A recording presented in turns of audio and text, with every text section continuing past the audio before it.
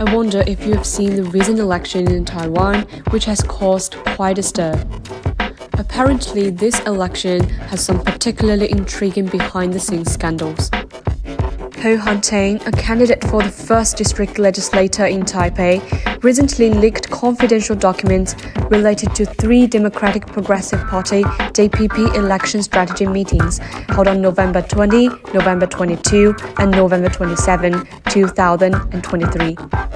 These documents contain information on the DPP's use of administrative resources to assist in supporting Lai Ching-te, expanding the strategies for Nationalist Party and Communist parties of China joint propaganda, encouraging increased intervention by mainland China in Taiwan's democratic elections, and promoting to the globe the image of Taiwan's democracy being oppressed. How could such confidential documents have been leaked by a candidate for a local election? Leaving that aside, based on the leaked documents, Hou Han-ting's actions seems to merely be the tip of the iceberg. The most significant aspect of this leak appears to expose serious inaccuracies in Taiwan's current election. Moreover, looking at the titles of these confidential documents, it's almost as if they were from a script. Today, I'm going to lead you through this episode, the behind-the-scenes scandals exposed in the Taiwan election. Based on the contents described, we can roughly summarize it into 3 main points.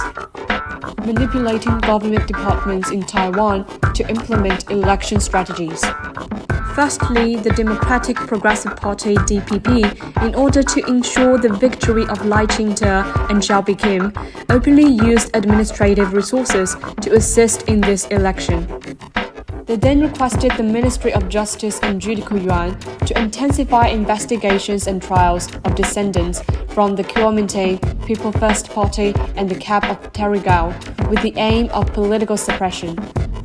Subsequently, they also requested the deployment of the Ministry of Foreign Affairs and the International Department of the party to actively invite important international political figures and groups to visit Taiwan in order to attract external force to intervene. Additionally, they sought to influence military morale through military officers and absorb military votes.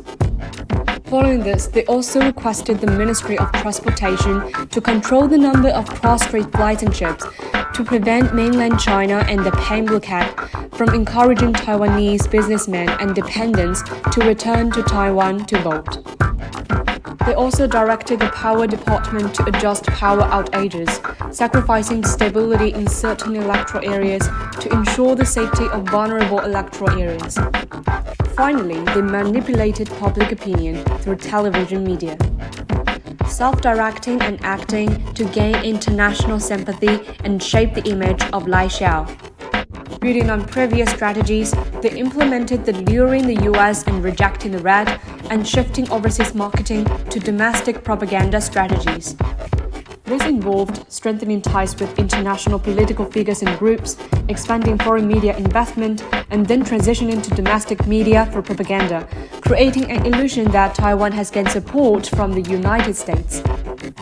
They then encouraged mainland China to increase intervention in Taiwan's democratic election, presented to the international media an image of Taiwan's democratic system being oppressed, and conducted extensive propaganda through the Mainland Affairs Council of the Ministry of Foreign Affairs.